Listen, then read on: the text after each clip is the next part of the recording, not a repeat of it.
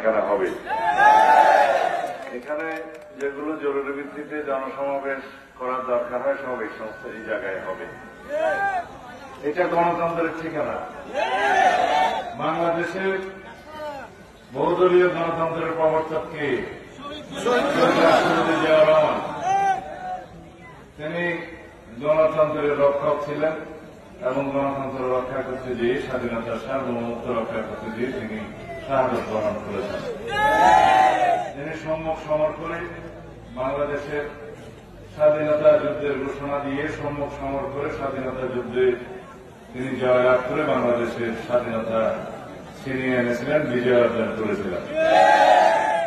তিনি 1975 সালে আবার যখন স্বাধীনতা সার্বভৌমত্ব হুমকির মুখে পড়ে তখন বাংলাদেশের এই গণমানুষের সিপাহী জনতার বিপ্লবের মধ্য দিয়ে আবার বাংলাদেশের স্বাধীনতা সার্বভৌমত্বকে রক্ষা করেন।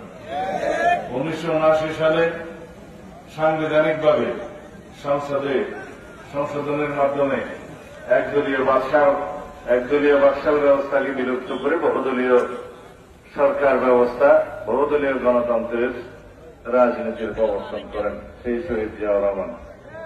তারপরে দেশনেত্রী খালেদা জিয়ার দীর্ঘ আন্দোলন সংগ্রামের মধ্য দিয়ে সামরিক স্বৈরাচার বিরোধী সংগ্রামে তিনি জয়ী হলে আবার